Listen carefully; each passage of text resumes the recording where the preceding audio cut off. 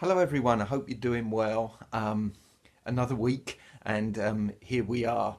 A bank holiday weekend as well that we've come to the end of. But did we notice that? That's the interesting thing. Every day seems a little bit like the other one, doesn't it?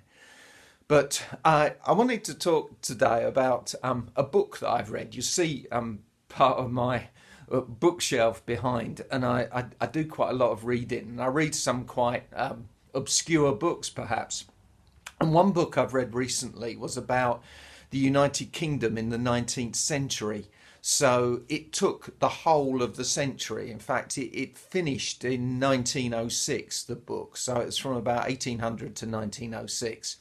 So it talked about the wars of the French Revolution and the Napoleonic Wars, and it then talked about Queen Victoria coming to the throne as a young woman, the influence of Prince Albert in the early days, his death, the changes in her. It talked about the great politicians of the day in Britain, Gladstone, Disraeli and Palmerston. It talked about the Irish question, which was a big thing throughout the century. And what I realised as I read it was that even though it was a big book, it was about 600 pages. I would show it to you, but I read it on my Kindle on my little machine, so it's just a little thing. But you know, if I'd have got the book, it would have been a big book. There was loads of things they had to leave out, loads of things that must have happened in Britain and around Britain during those 100 years that the author had to say, well, that's quite good, but I'm not going to put it in.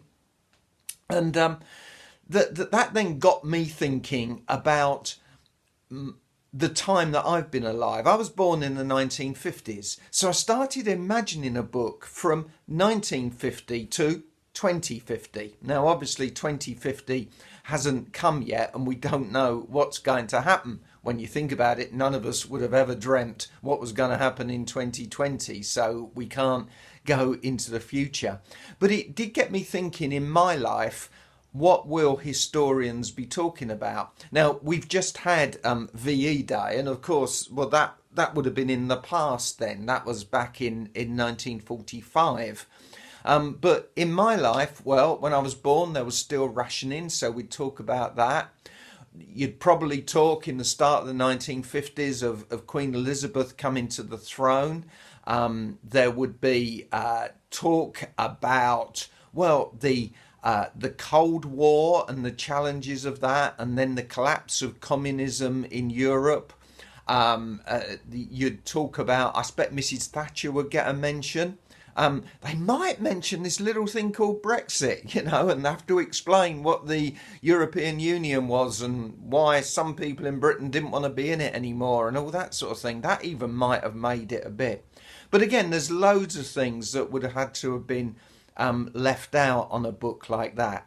But I suspect that this year, the year of COVID-19, will be mentioned in that book about history in Britain and indeed in the world from 1950 to 2050. I'm sure it will be there. Why will it be there? Because it's probably going to bring changes that are going to last. And you know, there's all sorts of things about the aircraft industry and, you know, how we're going to live and everything. And none of us know, do we, what things are going to be like in a year or two's time. And that's always a strange thing. But I then went from there to thinking a little bit about my life. Sounds a bit profound, but how will I be remembered? As many of you know, I conduct funeral services and I go and meet with a family, and let's say someone's lived till they're 90. I then go and see some of the family and I need to find out from them the essence of that person. And what am I interested in? I'm interested in things like their background, where they were brought up, brothers and sisters. I'm interested in the work that they did. I'm interested in the families that in their family. I want to know about their interests. I tend to want to know about travel, and I tend to want to know about their character and their personality. And it becomes my job then in the 5 minutes, 10 minutes that I have to try in that time to express what took 90 years to live. It's not always easy. And then that got me thinking about a verse in the Bible. It's actually the last verse of John's Gospel. So it's after the death and resurrection of Jesus. And the very last verse, the Apostle John writes this: Jesus did many other things as well. If every one of them were written down, I suppose that even the whole world would not have room for the books that would be written. And I'm thinking, many of us believe the Bible's true, but I'm not sure that's literally true, is it? That even the whole world could not contain the things that were written.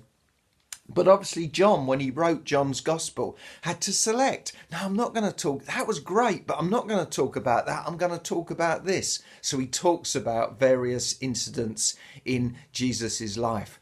So today I'm thinking all about the essence, how we describe what's important.